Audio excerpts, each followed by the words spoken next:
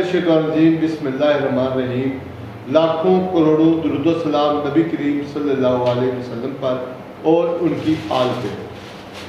فکر رمضان کے پروگرام کے ساتھ آپ کا میزبان سردار طاہر محمود آپ کی خدمت میں حاضر ہوں۔ آج 5واں روزہ ہے اور آج کے رمضان کے دن میرے ساتھ محترم علامہ احمد حسن حسنی صاحب موجود ہیں اور ان کے ساتھ محمد عاصم صاحب ہیں جو اس علاقے کی نئی آواز ہیں، وہ میرے ساتھ ہوں گے، لیکن ان سے بات چیت شروع کرنے سے پہلے یاد ہوں گا ایک چھوٹا سا بریک۔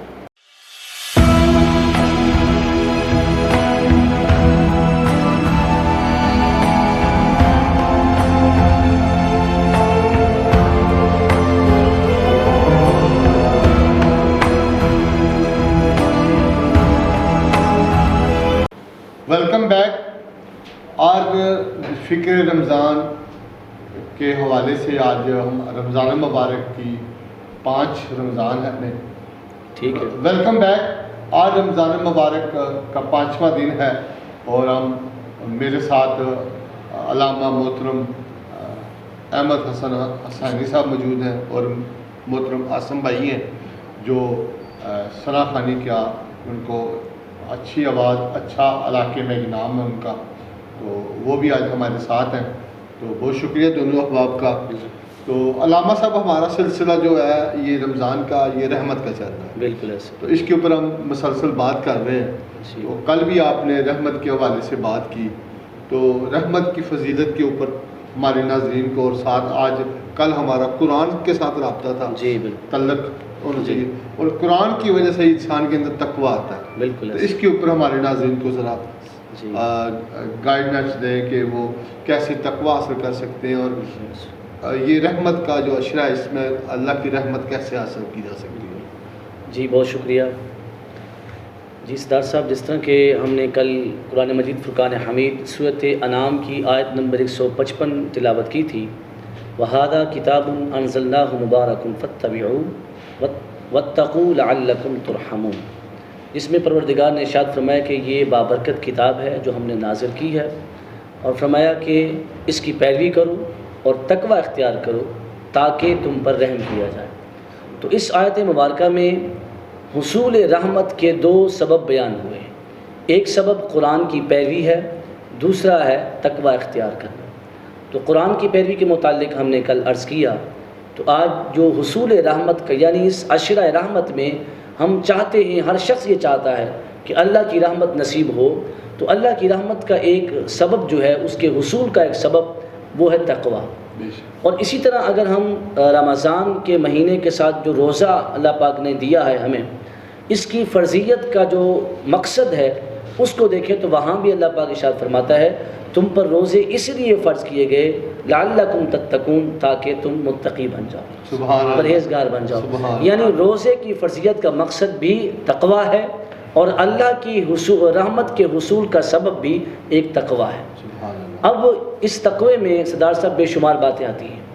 ایک ہے کہ تقوی کیا چیز ہے، اور دوسری بات یہ ہے کہ تقوی کے اندر انسان کی کیفیت کیسی ہوتی ہے، انسان کیسے جان سکے کہ میں اب تقوی کی جو ہے وہ صف میں چل پڑا ہوں، میں تقوی کی جو تقوی شعار لوگ ہیں ان کی میں فہرست میں شامل ہو چکا ہوں، انسان کیسے جان سکتا ہے۔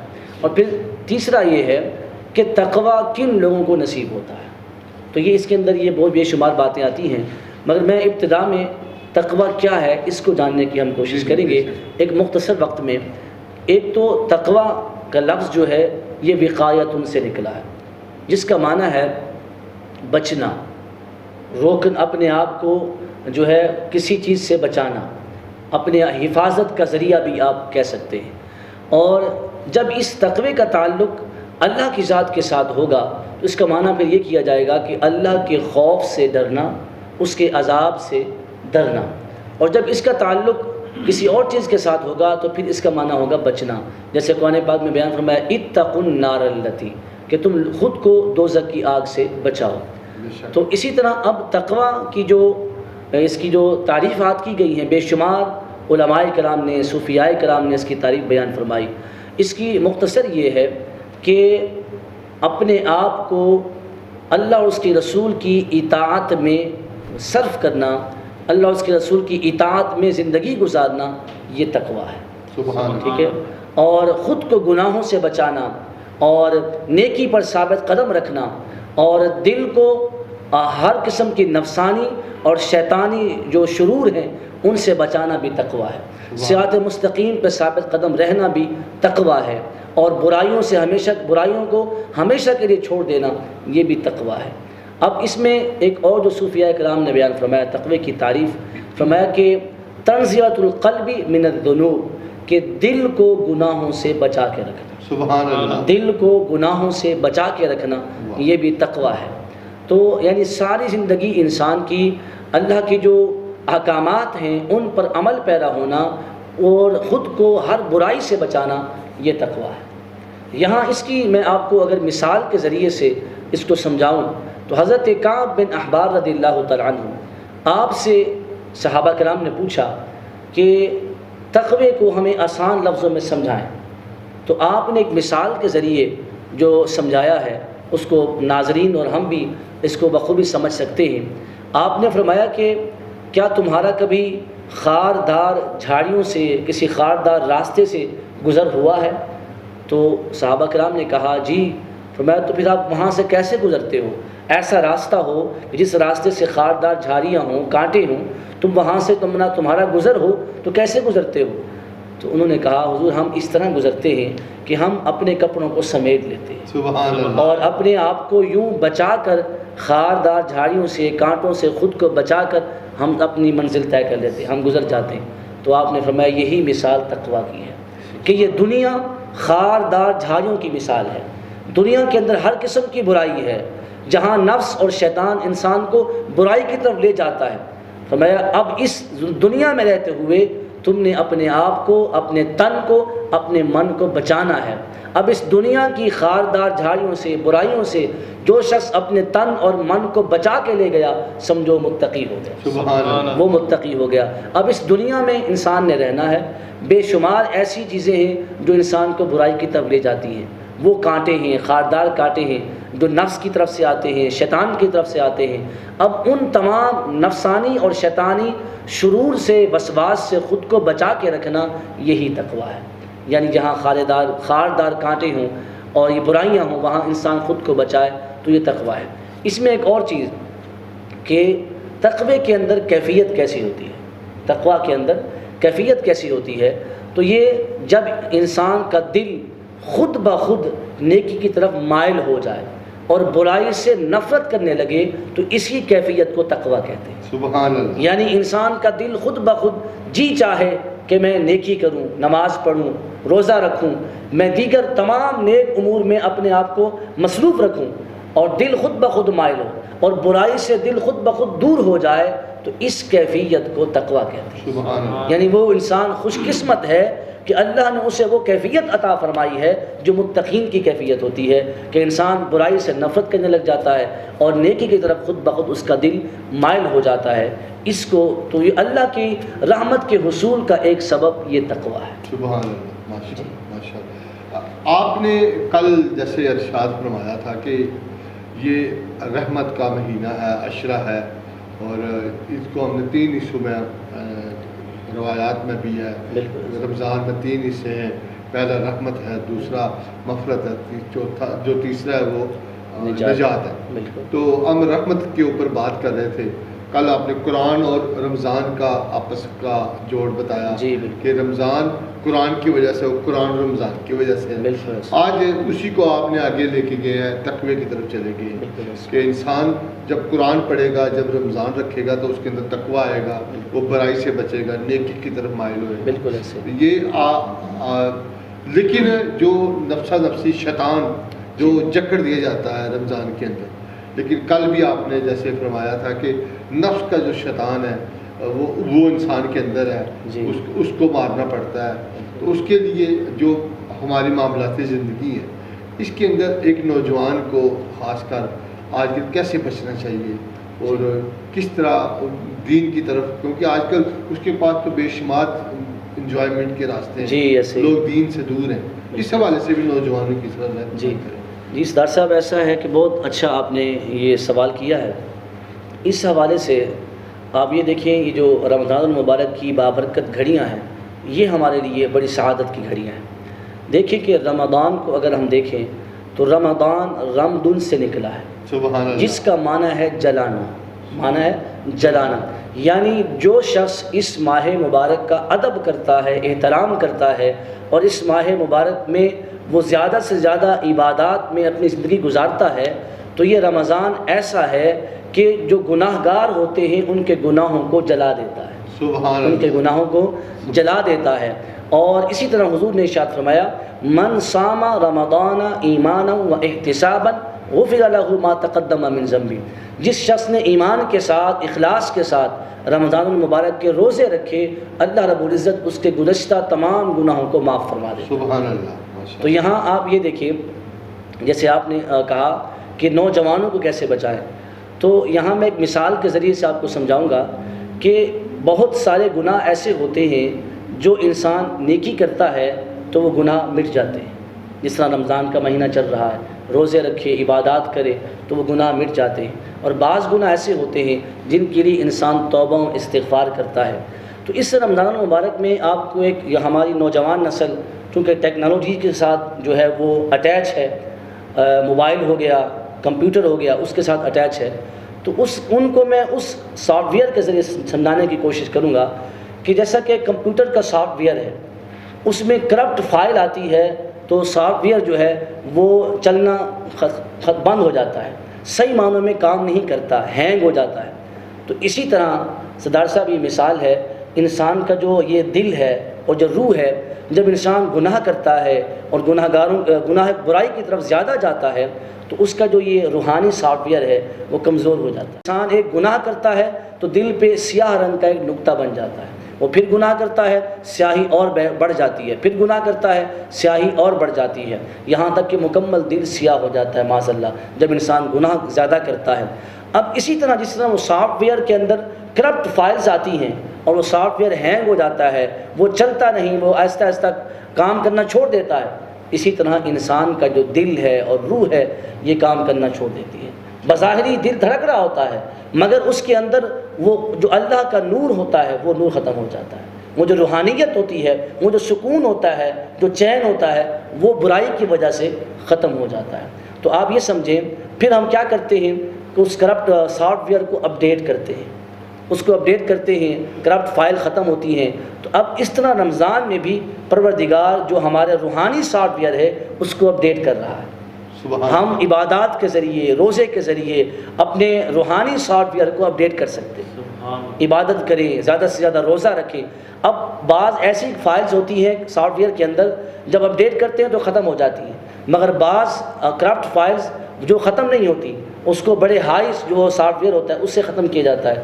اسی طرح جو دل کے اندر وہ جو برائیاں ہیں، بعض تو انسان کی نیکی سے ختم ہو جاتی ہیں، مگر کبھی کبھی ایسی برائیاں ہوتی ہیں جو ختم نہیں ہوتی، جن کو پھر توبہ اور استغفار کے صابن سے اور شرمندگی کے آنسوؤں سے جن کو دھونا پڑتا ہے۔ سبحان اللہ۔ تو اس ماہ مبارک میں ہماری نوجوان نسل کے لیے میرا یہ پیغام ہے، جہاں آپ کمپیوٹر کو ریسٹارٹ کرتے ہیں، موبائل کو ریسٹارٹ کرتے ہیں تو وہ اچھے معنوں میں چلنا شروع ہو جاتا ہے۔ اسی طرح رمضان مبارک میں بھی پروردگار نے ہماری روحانی سافٹ ویئر کے لیے یہ عبادات رکھی ہیں، تراویح، روزہ، یہ تمام تر عبادات رکھی ہیں تاکہ ہمارا روحانی سافٹ ویئر اپڈیٹ ہو سکے۔ تو اس میں ہم زیادہ سے زیادہ اپنے رب کے قریب ہوں، زیادہ سے زیادہ عبادات کریں، اور استغفار اور جو توبہ کا صابن ہے اس کے ساتھ، پھر ندامت کے جو آنسو ہیں اس کے ساتھ اپنے رب کو راضی کرنے کی کوشش کریں تاکہ ہم اپنے رب کے قریب ہو سکیں۔ سبحان اللہ، سبحان اللہ۔ بہت شکریہ۔ اسی سلسلے کو ایک نص کریم سن لیتے ہیں جی آسم بھائی سے۔ جی۔ تو آسم بھائی، آپ کو بھی ہم دیکھ رہے ہیں، بچپن سے آپ کو بھی شوق ہے، آپ بھی سنا خوانی کرتے ہیں، تو آج اپنے ناظرین کو ہمارے کو کیا سنا دیں آپ؟ سورت کلام سناؤں گا۔ ماشاءاللہ۔ وہ کیسا سما ہوگا، کیسی وہ گھڑی ہوگی۔ سبحان اللہ، ارشاد، ماشاءاللہ۔ وہ کیسا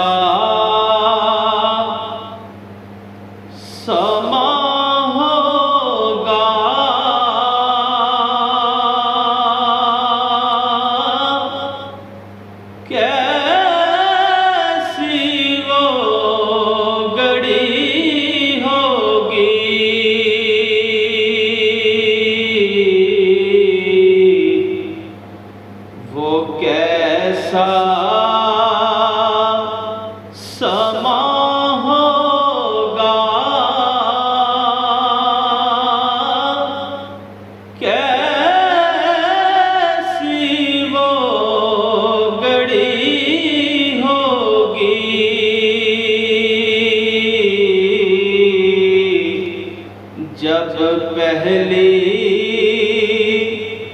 نظر ان کے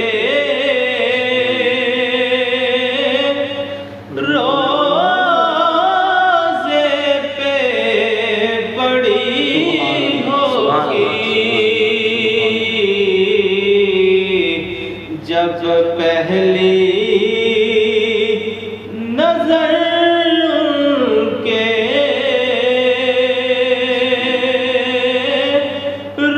روزے پہ پڑی ہوگی، یہ کوچہ آقا ہے،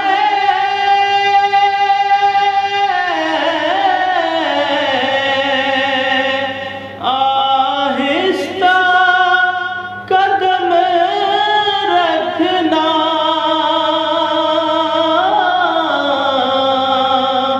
آہستہ قدم رکھنا،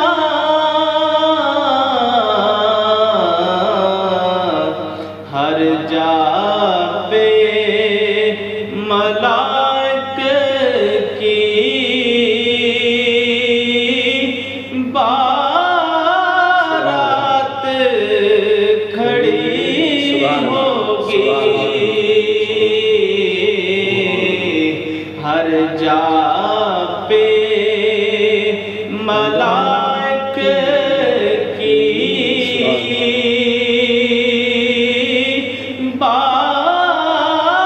بارات کھڑی ہوگی،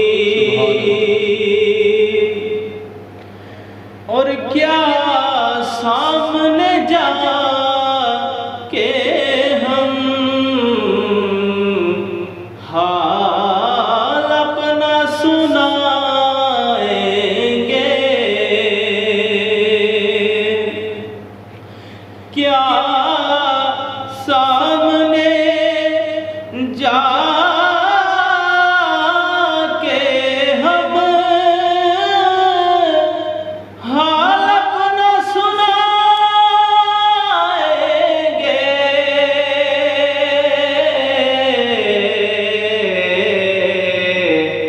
سرکار کا در ہوگا،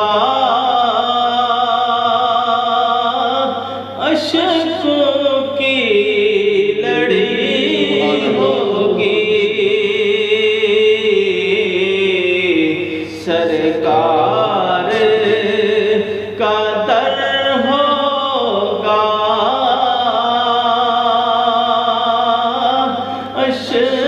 اشکوں کی لڑی ہوگی، سرکار کا در ہوگا، اشکوں کی لڑی ہوگی، اور وابستہ جو ہو جائے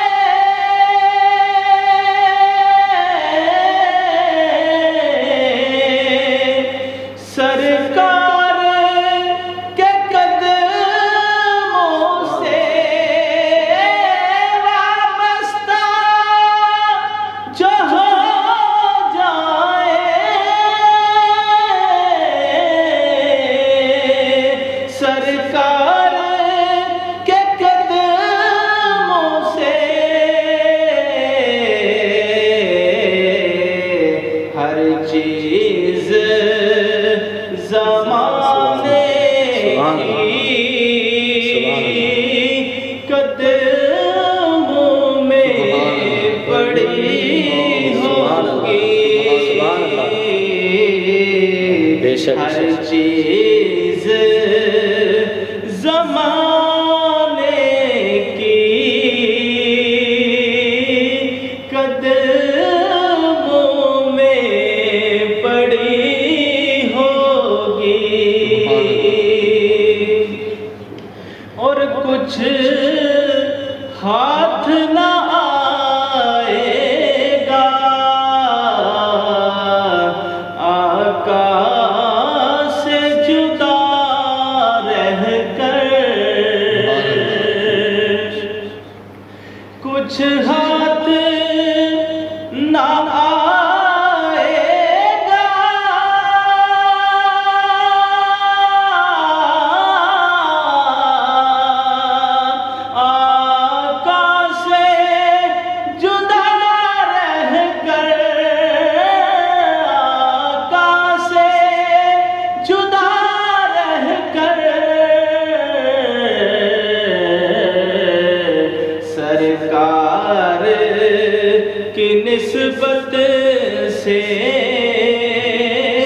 ताकीर बड़ी वाह, सुभान अल्लाह, सुभान अल्लाह, बे शक, सुभान अल्लाह।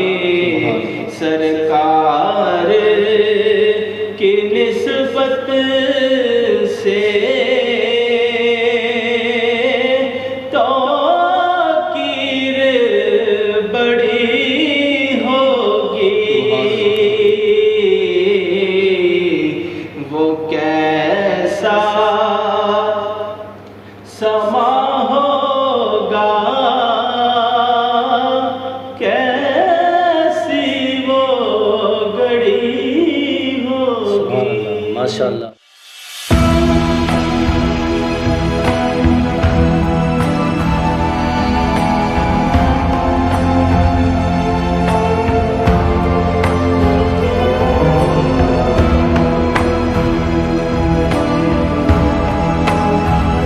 Welcome back.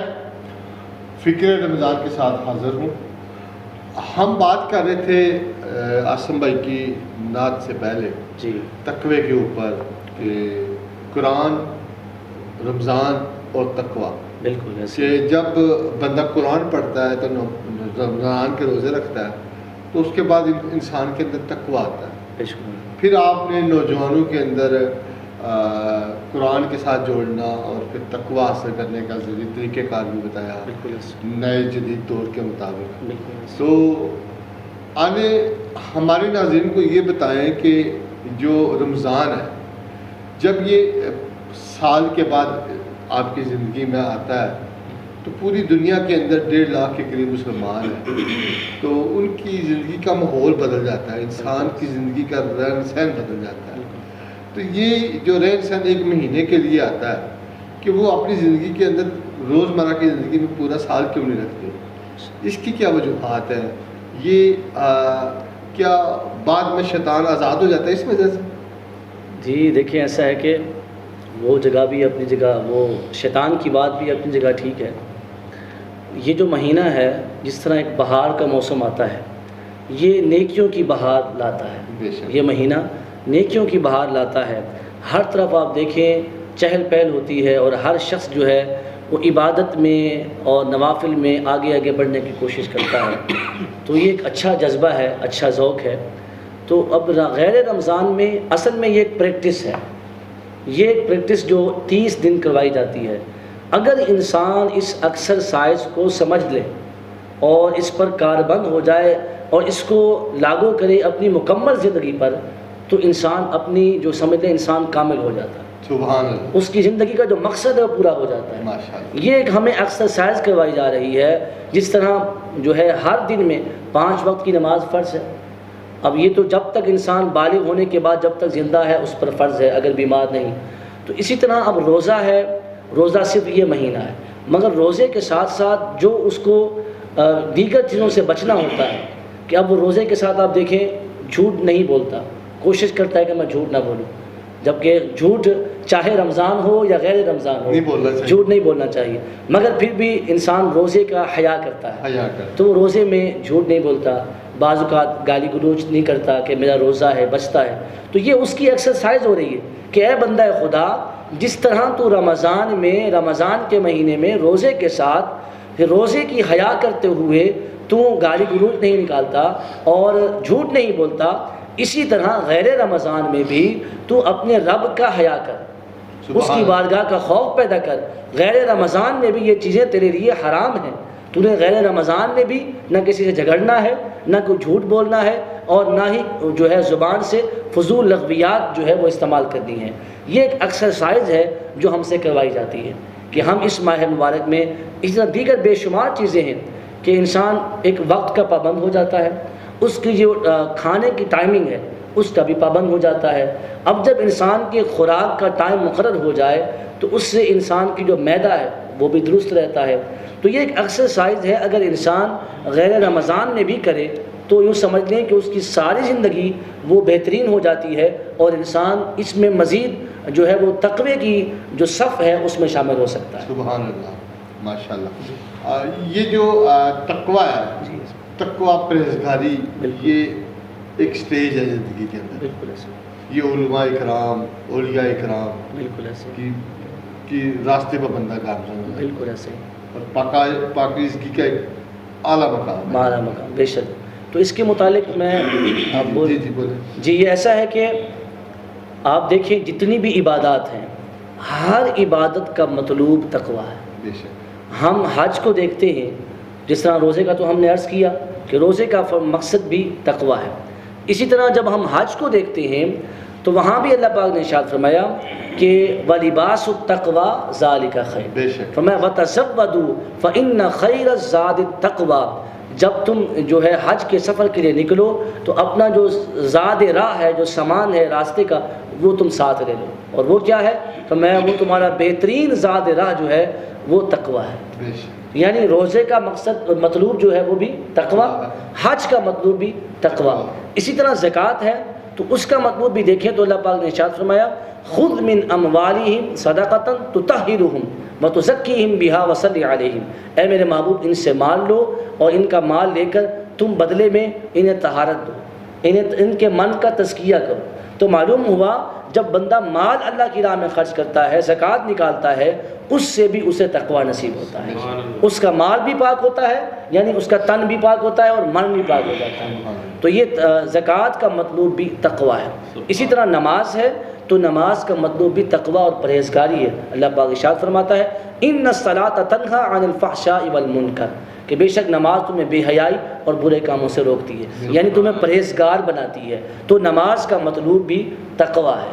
ہر عبادت کا نچوڑ اور مطلوب یہی ہے کہ بندہ متقی بن جائے، پرہیزگار بن جائے.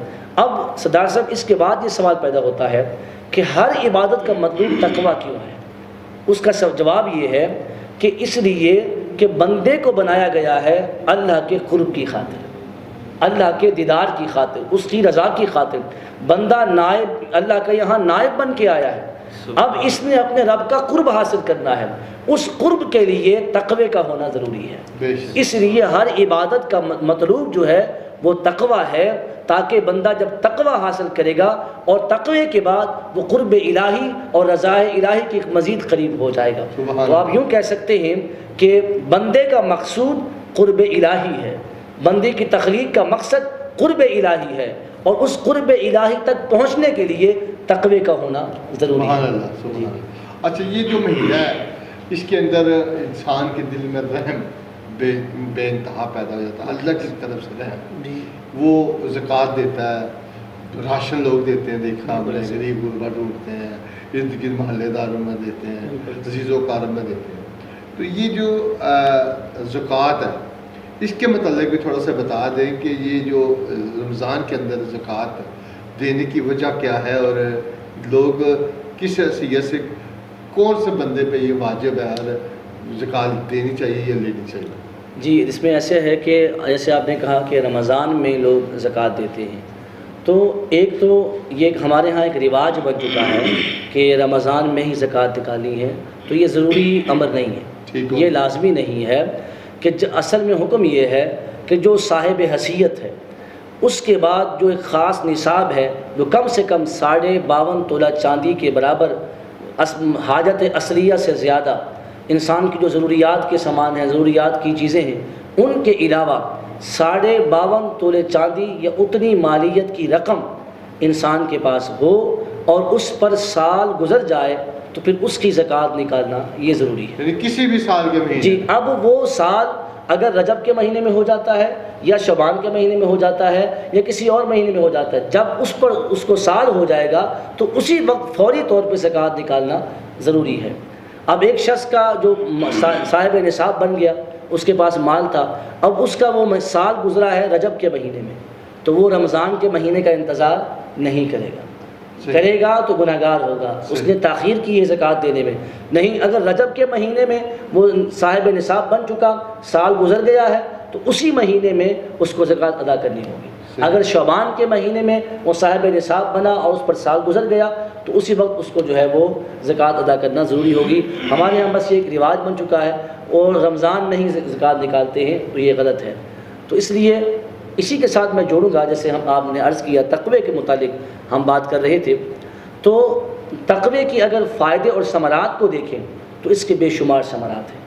اب قرآن مجید فرقان حمید میں آتا ہے ارشاد باری تعالیٰ ہے وَمَن يَتَّقِ اللَّهَ يَجْعَل لَّهُ مَخْرَجًا، جو شخص تقوی کا اختیار کرتا ہے اور اللہ پاک اس کو پہ کرم کیا فرماتا ہے، وَيَرْزُقْهُ مِنْ حَيْثُ لَا يَحْتَسِبُ، جو شخص تقوی اختیار کرتا ہے اللہ اس کی ہر مشکل کو حل کر دیتا ہے، سبحان اسے مشکل سے نکلنے کا راستہ اس کے لیے پیدا کر دیتا ہے، وَيَرْزُقُهُ مِنْ حَيْثُ لَا يَحْتَسِبُ، اور اسے اس جگہ سے رزق عطا فرماتا ہے جہاں سے اس کے وہم و گمان میں بھی نہیں ہوتا۔ بے شک تو یہ یعنی جب انسان پرہیزگار بن جاتا ہے اللہ اس کے ظاہری جو معاملات ہیں اس میں بھی اس کے لیے آسانی پیدا کر دیتا ہے۔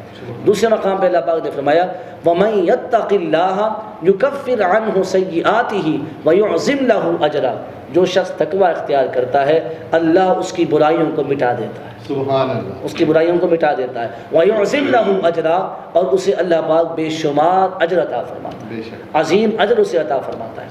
تو یہ تقوی کے ثمرات ہیں کہ انسان کی زندگی آسان ہونا شروع ہو جاتی ہے۔ اور دوسرے مقام پہ ارشاد باری تعالیٰ ہے وَلَوْ أَنَّ أَهْلَ الْقُرَىٰ آمَنُوا وَاتَّقَوْا لَفَتَحْنَا عَلَيْهِمْ بَرَكَاتٍ مِّنَ السَّمَاءِ وَالْأَرْضِ، اللہ پاک نے ارشاد فرمایا اگر وہ بستی والے ایمان لے آتے اور تقوی اختیار کرتے تو اللہ پاک اس پر ان کے لیے آسمان سے دروازے کھول دیتا اور آسمان سے پروردگار ان کے لیے برکت کو نازل کر دیتا۔ تو معلوم ہوا جب بندہ متقی بن جاتا ہے، پرہیزگاری اختیار کرتا ہے تو پروردگار آسمان سے زمین سے ہر طرح سے اس کے لیے راستے پیدا کر دیتا ہے، اس کے لیے آسانیاں پیدا کر دیتا ہے۔ تو یہ صرف اور صرف تقوی کے ساتھ ہوتا ہے، پھر اس کی ہر چیز میں پروردگار برکت ڈال دیتا ہے، بندہ پھر جس کام کو ہاتھ ڈالتا ہے ہر اس کام میں اللہ پاک برکت ڈال دیتا ہے۔ سبحان اللہ۔ اسی کے ساتھ دوسری بات اگر میں جوڑوں، ہم نے بات کی کہ اللہ کی رحمت کے حصول کا ایک سبب تقوی ہے، پھر ہم نے تقوی کی کیفیت کے متعلق بھی آپ کو بتایا، اسی کے ساتھ ہم نے بتایا کہ تقوی کے ثمرات، اس کے بے شمار ثمرات ہیں، مگر وقت کو دیکھتے ہوئے میں نے چند ایک آپ کے سامنے رکھے ہیں۔ اسی کے ساتھ اگلا سوال یہ ہے کہ تقوی کن خوش نصیبوں کو ملتا ہے، بے شک یعنی کون سے وہ لوگ ہیں خوش نصیب جنہیں اللہ تقوی کی دولت عطا فرماتا ہے۔ بے شک تو اس کے حوالے سے سردار صاحب بڑی ایمان افروز بات ہے، یاد رکھیں اور ناظرین بھی سنیں کہ تقوی عبادات سے نہیں ملتا، تقوی جو ہے کثرت کے ساتھ نوافل پڑھنے سے بھی نہیں ملتا۔ اب اللہ پاک ارشاد فرماتے ہیں تقوی کیسے ملتا ہے، فرمایا ان الذین یغضون اصواتهم عند رسول اللہ اولئک الذین امتحن اللہ قلوبهم للتقوی، جو میرے محبوب کی تعظیم کرتے ہیں، سبحان اللہ، میرے محبوب کا ادب کرتے ہیں، سبحان تو اے محبوب وہ لوگ ہیں کہ جن کے دلوں کو اللہ نے تقوی کے لیے چن لیا ہے۔ سبحان تو اللہ۔ معلوم ہوا کہ تقوی کی دولت جو نصیب ہوتی ہے وہ ادب کے ساتھ نصیب ہوتی ہے، بارگاہ مصطفیٰ کا ادب جس دل میں ہوگا اللہ اس دل کو تقوی عطا فرمائے۔ سبحان اب نماز ہے، دیگر عبادات ہے، یہ تقوی کی جو درخت ہے اس کو مزید ہرا بھرا کرتے ہیں، یہ جو دیگر عبادات ہیں یہ تقوی میں مزید اضافہ کرتے ہیں، مگر ان چیزوں سے تقوی ملتا نہیں، تقوی ملتا ہے ادب کے ساتھ۔ سبحان اب آپ کہیں گے اس کی اور مثال، تو قرآن مجید میں اللہ پاک ارشاد فرماتا ہے سورۃ حج کے اندر ذالک ومن یعظم شعائر اللہ فانھا من تقوی القلوب، فرمایا جو لوگ اللہ کی نشانیوں کی تعظیم کرتے ہیں، اللہ کی نشانیوں کی تعظیم کرتے ہیں، ادب کرتے ہیں، اللہ انہیں دل کا تقوی عطا فرماتا ہے۔ سبحان اللہ، سبحان بے شک اللہ کی نشانیوں کی تعظیم کرنا یہ دل کے تقوی میں سے ہے۔ تو معلوم ہوا تقوی ادب سے نصیب ہوتا ہے۔ سردار صاحب اب تقوی جب جیسے ہم نے عرض کیا تقوی ادب سے ملتا ہے، تو اس ادب کو آپ دیکھ لیں، ہر ایک کا ادب، سب سے پہلے بارگاہ مصطفیٰ کا ادب، اس کے بعد والدین کا ادب، اساتذہ کا ادب، بڑوں کا ادب، جیسے جیسے بندہ مؤدب بنتا چلا جائے گا، بندہ باادب ہوتا جائے گا، اللہ پاک اس کو مزید تقوی کی دولت عطا فرماتا ہے۔ بے شک، سبحان اللہ، جیسے جیسے وہ آگے جیسے کہتے ہیں با ادب با نصیب، جیسے وہ ادب کرے گا بڑوں کا اور چھوٹوں پہ شفقت کرے گا، اللہ اس کے دل میں تقوی کا نور مزید بڑھاتا جائے گا۔ بے شک، سبحان اللہ، سبحان اللہ۔ جی ناظرین، مولانا بڑے مؤثر انداز میں ہمیں تقوی کی تشریح سمجھا رہے تھے، اور پروگرام کی آخری اشرے میں محترم محمد اعظم بھائی سے گزارش کروں گا کہ نعت مقبول صلی اللہ علیہ وسلم حقیقت پیش کریں ہمارے نبی کریم صلی اللہ علیہ وسلم کی ذات اقدس پہ۔ جی ماشاء اللہ۔ حضور میں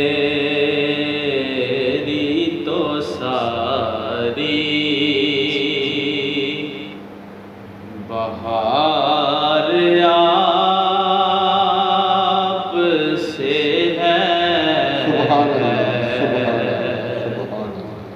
حضور میری تو ساری بہار آپ سے ہے، میں بے قرار تھا میرا قرار آپ سے ہے، بے شک سبحان اللہ۔ حضور میری تو ساری بہار آپ سے ہے، حضور میری تو ساری کہاں وہ عرض مدینہ، کہاں میری ہستی، کہاں وہ عرض مدینہ، کہاں میری ہستی، یہ حاضری کا سبب بار بار آپ سے ہے، یہ حاضری کا سبب بار بار آپ سے ہے،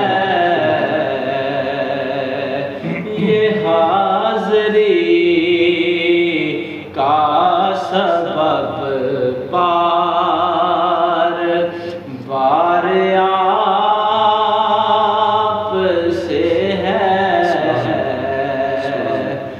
میں بے قرار تھا میرا قرار آپ سے ہے،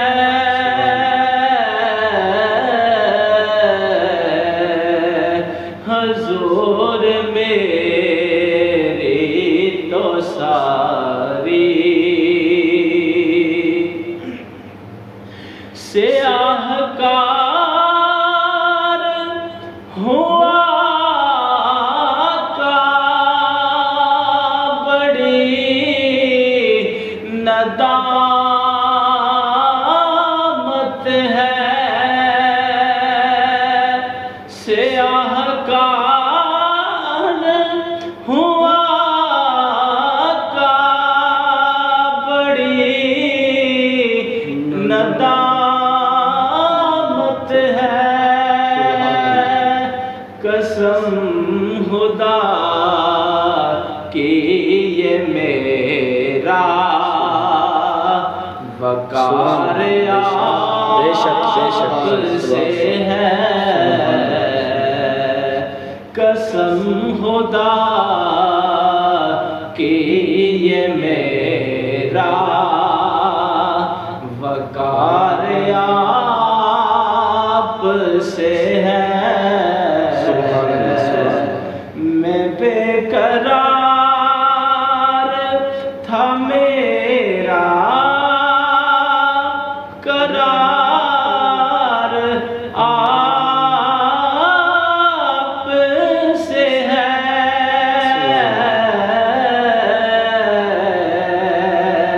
حضور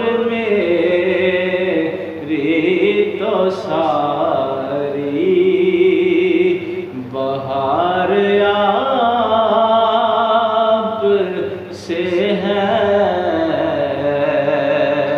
حضور میری تو ساری.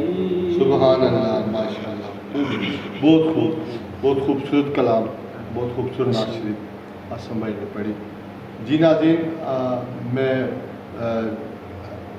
جی ناظرین، علامہ محترم احمد حسن عاصی صاحب آپ کا بہت شکریہ، جناب محمد اسلم صاحب آپ کا شکریہ.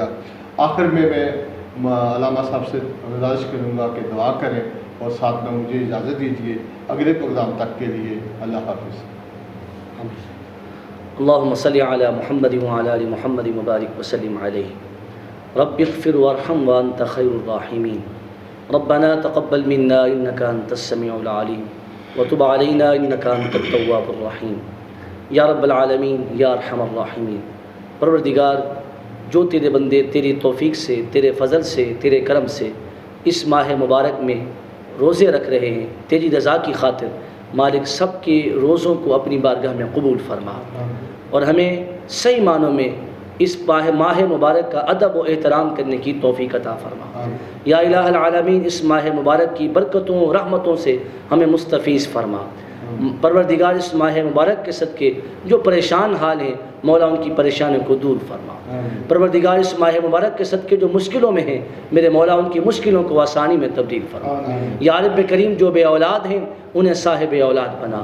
یا رب کریم، اس بابرکت مہینے کے صدقے سے جو مقروض ہیں انہیں قرض سے خلاصی عطا فرما.